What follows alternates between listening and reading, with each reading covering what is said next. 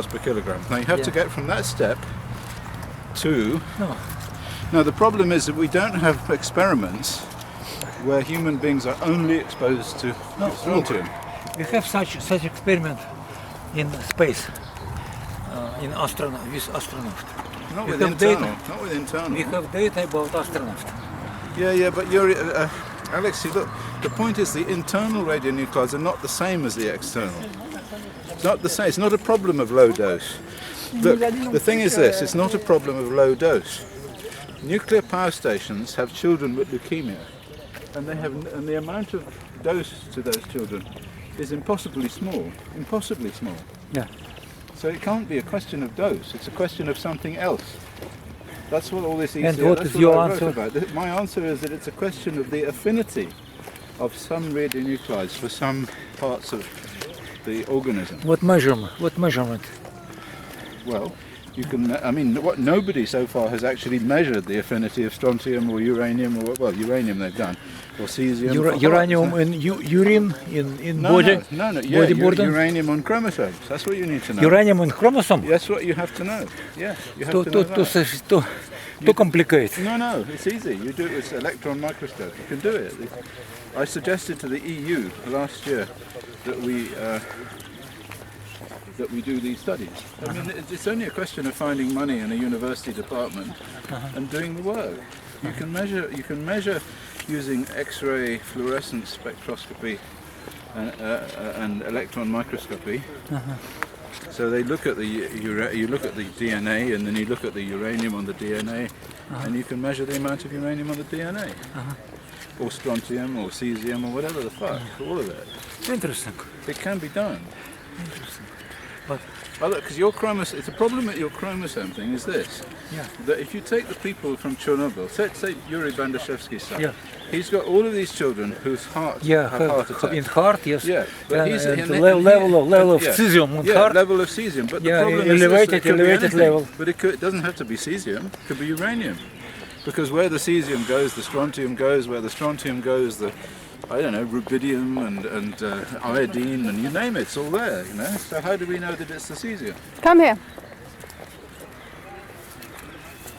So you have to have a mechanism, and that's the problem. There has to be a mechanism, or they don't believe you. My primitive estimation that if you count some level of beta or gamma, general gamma or beta in the territory, it reflects the radiation load. No, I agree, that works.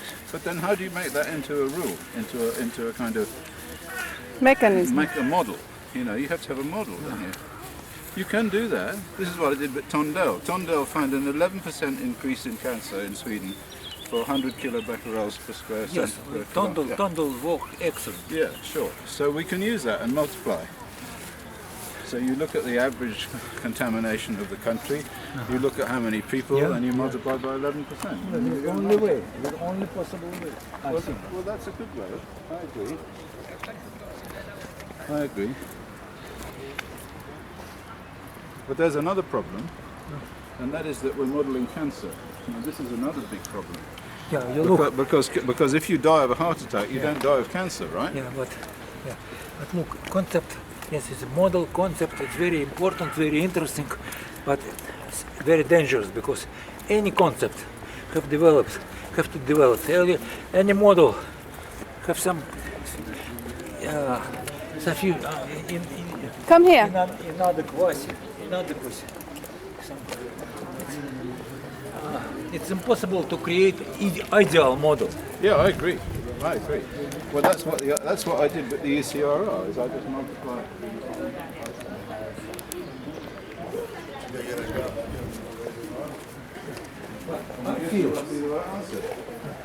First step, I feel we need to destroy those concepts. Oh yeah, absolutely. We need to destroy. Many people will think about new concept.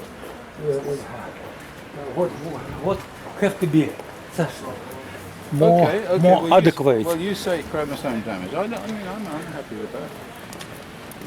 I think politically, as well as scientifically. No, you're talking to Yablokov. He has a big party in Russia. I know. Well, a little bit party. Or is it big now? It's big. They just No big. they just cover up on the. It's not party. It's only part of it. Green part of the Яблоко party. Yeah. It's more about 3,000 people, no more. All right. Okay. Well, Yeah, I've got an idea. Okay. Now Yeah. we're going back on Sunday. Yeah. But so we need to talk about this because I think it's a very important thing. In Europe, all of the radiation laws Yeah. are defined by the Euratom directive. Okay, so every country in Europe Yeah. has to follow Euratom, Basic Safety Standards Directive. Now, when we went to see the European Greens in 1998, remember you and me, and Inga and so on, we managed to get them to put into this legal document one point which said that if any new evidence becomes available, Yeah. they have to re-establish the whole legal framework. Yeah. They have to justify. A new justification has to happen. Okay. So what we have to do is we have to get all our friends, everybody, to write to the European Union, write to European Parliament, and to demand that they re-justify the Euratom Directive. And then we're in. Then we come in with all this dose stuff. This is a big political thing, man. Can you explain to him that in Russian in case he missed it? Would you like to? Did you understand? Yeah, I Oh, you principally understand? understand. Yeah.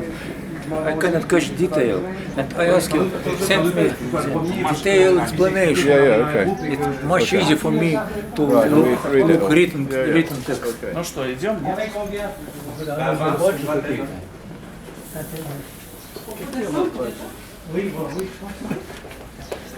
На нашей физиономии посмотрите, баджи не надо. Пошли. Почему русишь? Просто физиономии.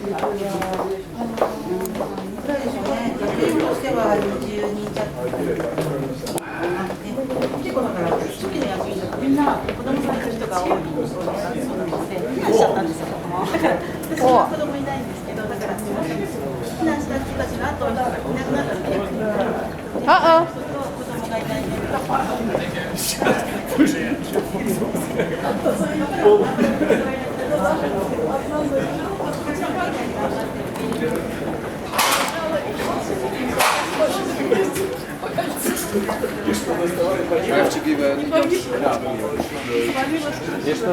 We need to get identity cards.